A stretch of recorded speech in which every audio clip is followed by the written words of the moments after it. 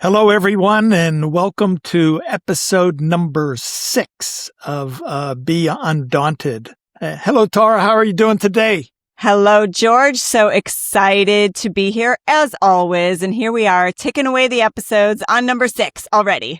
Bing, bing, bing. Here we go. So today we're going to talk about trust, but focus on trust under stress because, I believe that stress doesn't break trust, it reveals it. It's in those challenging times that you find out a lot about yourself and the people that you're on your team. So we talk a lot about trust when things are calm, but what happens when the pressure hits, right? Deadlines, conflicts, uncertainty, fatigue. As I said, stress doesn't break it, it reveals it. So today what we're going to do is we're going to cover the 5 pillars of high trust and their associated behaviors, but what are they like under pressure? What goes wrong? What do great leaders do in those situations so that they preserve trust? And in fact, done right, you actually build trust. And we have a saying that under pressure, people don't rise to the occasion. They fall to their habits. They fall to their training. And so new personality traits don't show up under stress. Just a more extreme version shows up. Yeah, I know that's happened to me in different times of my life, that under extreme stress, you kind of fall back into some of those negative habits that are not good for you, but yet it's just you fall back, right? Yeah, and so, when we think about, stress, the physiological response to stress, as we know, it's our nervous system, that fight or flight, you've got heart rate, blood pressure, release of some of those stress hormones. My muscles always tense up so much. I know a lot of people, and this happens to me too, with, get little stomach issues. We'll leave it at that. Okay. And then, you've got your emotional response to stress that, everybody's a little bit different, but that anxiety, worry, irritability, just that feeling of being overwhelmed. Some people kind of fall into like a sadness, depression, get frustrated. I know I get very frustrated, have trouble concentrating. I'll wake up in the middle of the night worrying about something. It's like in your subconscious when you've gone to sleep, but then you'll wake up in the middle of the night worrying about all these things. So yeah, stress definitely, affects us all, right? Absolutely. And so talking about the 5 pillars of trust, which I've listed and developed in my book, the first one is character. And the question that people are asking is, do you walk your talk, right? Do you live up to our shared values? Do you keep your promises, live up to your commitments, and so forth? And so when you're under stress, Tara, what are some things that you've seen where some undesirable traits that people have whenever they're under stress? I have seen blame. Sometimes we don't want to take responsibility ourselves. Yeah. And so we point the finger at someone else. Yeah, exactly. Right. We try to resolve the cognitive dissonance, right? Where your behavior deviates from your values or the norms that the team has. And, you resolve that by deflecting, by blaming, by discounting, by denying, all of that, right? And we do that just to protect our fragile ego and our fragile self, right? So how about you've watched leaders, whenever they're under stress and with regard to their character and so forth, what are some of the things that successful leaders do? Well, I think it's the opposite of, pointing the finger at someone else. It's taking ownership and sometimes admitting some of that vulnerability. I mean, we've seen this in some high profile cases in the news sometimes where someone has to, eat the humble pie and just say, all right, I'm going to take ownership of this. And this is, I'm going to, tell you really what happened and try to be as authentic as possible. Yeah, I mean, we see this every day where people get caught doing something, and rather than just, fessing up to it and owning it and saying, hey, I've learned from it, people are typically very forgiving about it. But if you continue to deny and so forth, then, the trust breaks down. And I've also seen, that really successful leaders, and I saw this during COVID, the CEO where I was working, watching him navigate COVID, because we just didn't know, what was going to happen next and how do we keep the company going and so forth. And of course, there was a lot of anxiety on the team and in the company. And he navigated it, boy, just lived our core values. And man, when we came out of COVID, the sense of loyalty in the company was just off the charts because. And that is so key, especially when there's so much uncertainty going on and you look to the leader for, just like we look to our parents when we were children, like assure us that it's all going to be okay. Right. Yeah. And sometimes you may have to say, I don't know. I'm unsure too, but we're going to get through this together and we're not going to short circuit our values. We're going to face the uncertainty based on our values and integrity. And so that's a good one. Yeah. Because character is most visible when it's most inconvenient. That's where you really see the character test happen, when people are doing the right things, even when it's painful and there's a price to pay and so forth. Definitely. Okay. The next one is commitment. And the question is, the team is always asking is, are you going to be with us when the going gets tough, right? Are you going to take a punch with us? And oh, by the way, when you face that moment of truth in a storm, whether you're going to put yourself first or the team first, they want to know that you're going to put the team first, that you're going to look out for them. That's right. And so, as you've observed, what's somehow an undesirable characteristic of somebody's response to stress, and with regard to their commitment? Yeah, well, I think it's, maybe dropping standards a little bit, taking shortcuts in different places and not fully committing to saying, yeah, this is really, again, holding up those values and what they know they should stand for. Sometimes that commitment wanes and it comes down to dropping some of those standards. Yeah, exactly right. That you start looking out for yourself and sacrificing the team, whenever in that regard. Okay. And then how about, what have you seen people exemplify commitment even under stress when times are tough? Yeah, I think it's really, sticking to what you say that you are going to do. So following through, having the discipline to stick to what I'm saying is really what I mean, and, and showing that in front of everyone. Yeah, absolutely. And,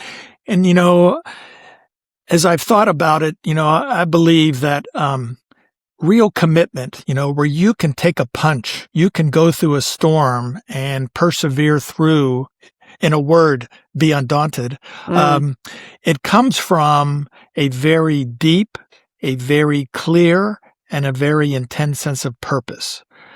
In the military, we call it mission. When you know what mission you're on and why it's so important, that's what helps you get up and get after it and get through the storm to the other side. Yeah, and I think that's important as an organization, but also as an individual. You have to have your own personal purpose, and that's connected to, maybe that the company values as well. Yeah, and my experience has been that, as leaders, we're very good about talking about the what and the how, right? Here's what we're going to do and here's how we're going to do it. Yeah. But for some reason, we shy away from talking about the why. And our teams, they want to know the why. They want to know, why is this work important? Why does it matter? Why does it matter to you as the leader? And I believe that if you as a leader will take time to help your team, and particularly the young frontline members of your team, think about what is their purpose? Where would they like to go in their life? And for the young people, their horizon may be a couple, 3, 5 years away. So where do you want to go there? And when you can help them connect the dots between where they want to go and why working with you on this team is going to help them get there, be on the path to get there, you don't have to motivate people. No. You just have to train them, resource them, give them the benefit of your experience, and then get out of the way because they are going to be fired up. Exactly. They go from, punching the clock to now being part of the team. Yeah. Yeah. Okay. So the next one is competence. And the question is, are you skilled? Are you good at what you do? Right. Of course, you have to be good at what you do in order to be trusted. But also, are you relevant? Because none of us are doing the same work, even though we may be in the same role. We're not doing the same work that we were doing a year, 2 years ago. Everything is changing and so forth. And the demands on us are changing. And so the question is, are you relevant for what we want you to do? Be the very best in your job today, not the same way you were last year or the year before. And oftentimes under stress, we see some issues with that. Anything come to mind? The biggest thing that comes to mind is multitasking. We're so rushed. We're so trying to do everything for everyone. We're trying to be relevant. We're trying to, just do so many different things. And you end up rushing and becoming sloppy and needing to multitask. And we know, you and I know, that when you try to multitask, you don't do either task well in whatever you're trying to do. Right. Yeah, that's very true. My SEAL friends say, Navy SEAL friends, they say, don't rush to your death. Because, you definitely want to have a sense of urgency and you want to be able to be innovative and agile and adaptive. But, we're being trained every day to be impatient, right? We want instant gratification. And you see this, people, they have maybe 10 seconds free standing in line at the grocery store and they immediately reach for their phone to scroll because, and so. Yeah. God forbid you stand there for 10 seconds and actually be bored and have, your own thoughts rather than scrolling. Yeah. Well, and I even find myself getting frustrated when I'm online trying to, whether it's with the bank or whatever I'm doing online, and I don't get an immediate correction or response, I get impatient, right? So we're really training ourselves to be impatient. So I think that's a really big one that comes about whenever you're under stress and in a storm. Okay, cool. How about a desirable? What do really good leaders, good successful people do with regard to their competence whenever they're stressed out? Well, again, I think it's the opposite. It's let's take a calm approach. Let's take our time. Let's trust the training that we have. Let's trust the process that we're following and not try to take on too much or, rush through things. Yeah, no, I think that's all very good. You have a process in place, and too often I find that when there's a surprise, something unexpected happens, people want to quickly throw away the process and just dive into whatever reaction to the problem there is. And, I oftentimes had to tell my teams, okay, let's just take a breath here and let's follow the process that we have established to respond to the crisis. In naval aviation, the unwritten first step in every checklist for emergency procedures, the number one step it's not written down, but we all know it's number one, is wind the clock. Each airplane, you may find this humorous, but the FAA requires that every airplane be certified. It has to have a clock in it. And so even though we don't really use it on it, there's a little clock in every fighter jet and it's got a little stem on it. And so this is sort of the metaphor is, okay, the red lights come on, something bad is happening. Okay, wind the clock and now start stepping through the procedures in order to solve the problem. Wow, I love that.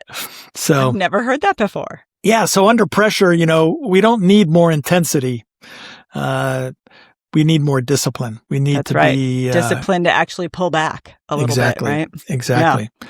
Okay, the next one's connection. And the question is, does your team believe that you understand them? Which is a different question than do I believe I understand that? Because what I believe is interesting, but not sufficient. What matters is, what do they believe? Have you taken time to get to know them so that you understand what their concerns are, their hopes, their fears, their ideas, and that you're taking them into account whenever you're making the tough decisions? So whenever you find yourself in a very stressful situation as a leader, what do you think are some things that you see from people that are not quite very desirable under stress that would break trust? I mean, really, what you just said, that connection, that human connection in our world of AI and all this stuff now is, you just can't discount it. So I would say the undesirable behaviors would be kind of that, withdrawal, isolation, just sort of, not connecting, isolating yourself and trying to do something yourself. You've got a team for a reason. And when we pull back, that's not going to help you with connecting with the people that you need to rely on. Yeah. Sometimes as leaders, we're under stress.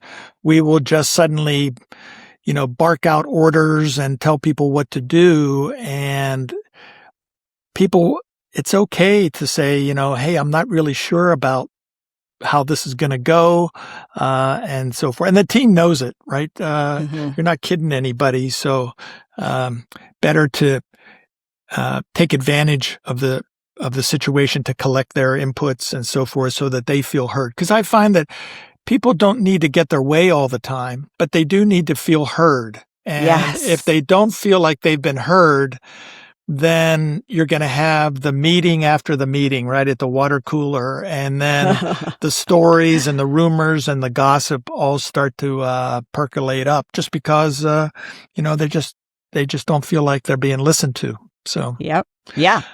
All right. And so for the last one, let me keep going here on this one though. What have you seen that's something desirable? And of course, it's a bit of the opposite of what we've been talking about. I think we just kind of said it. It's that staying engaged, probing questions of your employees, but genuinely, not just ticking the box and saying, "Yep, I asked them about their vacation" or whatever. But like really, truly staying engaged and supporting and understanding what they're going through and what they need. Yeah, that's very good. We as leaders oftentimes feel like we're just such great listeners. But I think if you put a video camera on us and recorded it, you'd find out that we do a lot more talking than we truly do listening. This is what my wife will exclaim from time to time whenever she's sharing something with me, and then she'll just say, "Wait a minute. You're not listening, you're waiting." And she's right, right? I'm a problem solver. So she gets 8 or 9 words out and I've got the answer. And now I'm just waiting for her to take a breath so I can tell her, here's the answer. Now let's go. So we as professionals need to learn how to listen better. That's for sure. Okay. And then the last one here is communication. If connection is about, do they believe I understand them?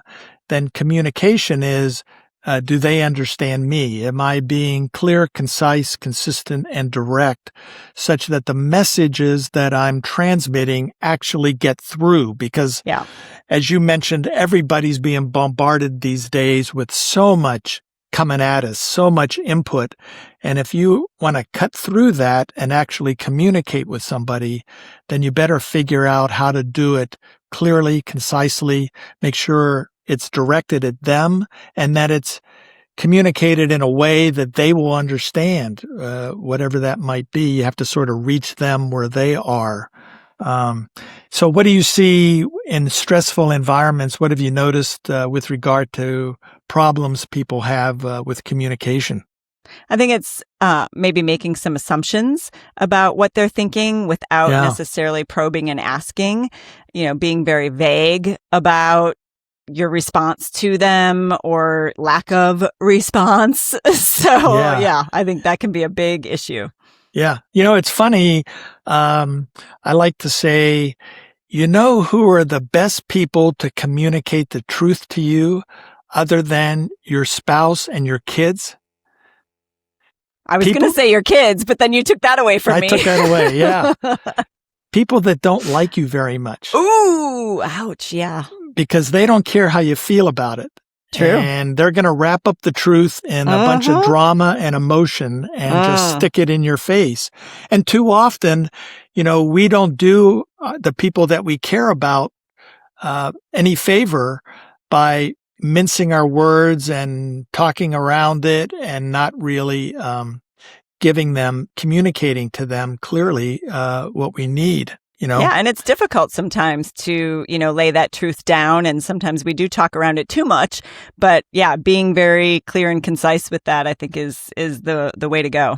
Yeah, and I think if you let the person know what your intent is, why you're communicating the truth to them, not as a way to score points or put them down or whatever, you're bringing them the truth to help them get better, to help them, succeed, right? And when they know that, then that changes the chemistry of the interaction, right? But so that's the challenge, I think, for leaders with regard to communication is fundamentally the assumption that it's occurred, right? I sent the email, they get it. I had I went on the podcast. They get it.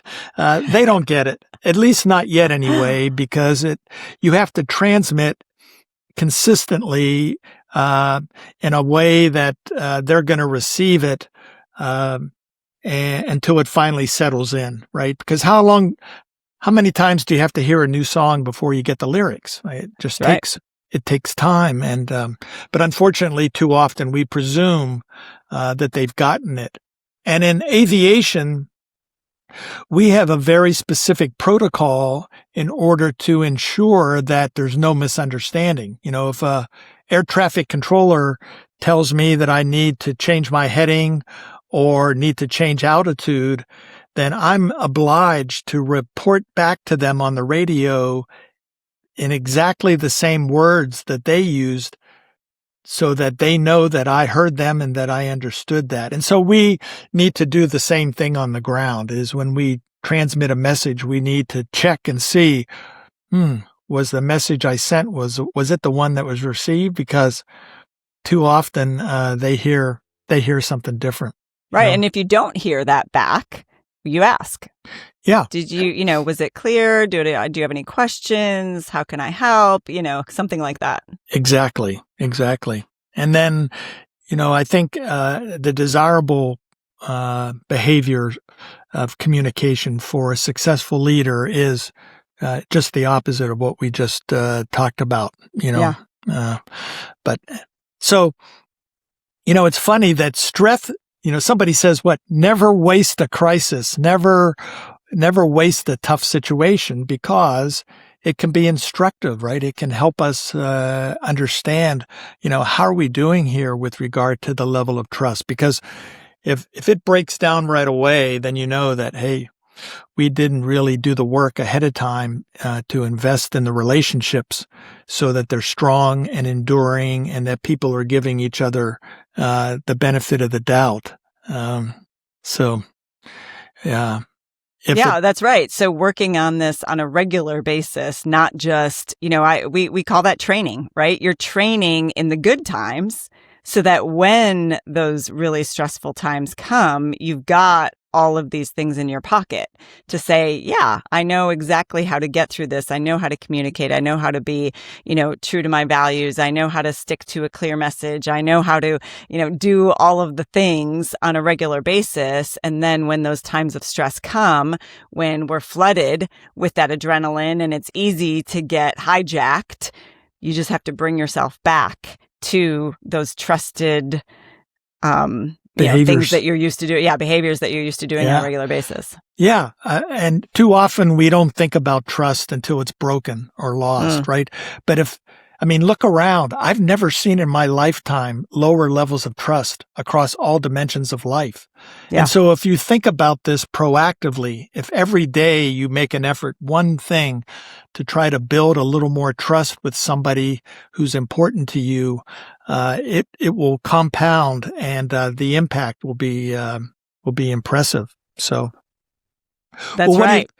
We're getting close to the end, Tara. Yeah. Any thoughts for our listeners on something for them to take away from this? Yeah. So I think, I will put, of course, all this in the show notes. So if you want to go back and review any of this as well. But I think thinking about these 5 C's, which thank you so much for clearly putting them out. And as you mentioned, they're in your book, High Trust Leadership. But, which of these sounds like you? That's right. Awareness is key. It's awareness is the first step of, I'm really guilty of pulling back and isolating myself under times of stress. Okay, well, that's great awareness. So what can I do about it? Right. So just awareness would be number 1 to focus on. What breaks down, during those times of stress, and what can you do about it? What am I going to do differently when I am aware of that potentially happening?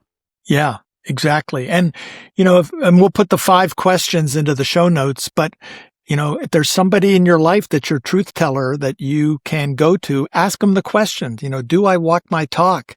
Am I putting the team first whenever times are tough? Am I a continuous learner trying to get better, and so forth and so on? So we'll put the questions in, but that's the easiest way to get a quick self-assessment on these, is just to ask somebody who you can talk about this kind of thing with them truthfully. That's right. So with that, we will call it quits for another day, number 6. And looking forward to seeing everybody next time. Absolutely. So, of course, we would love if you could follow us, subscribe. You can do that for free. Apple, Spotify, YouTube, wherever you're listening right now. And we would love a little 5-star rating, maybe comment to us and let us know what you're enjoying about. And if you have any suggestions for topics for us for the future, we would love to hear those. Yeah, love to get some comments. So see everybody next time. We're going to have a great guest. So please tune in. And until then, be undaunted. See you next time. Bye-bye.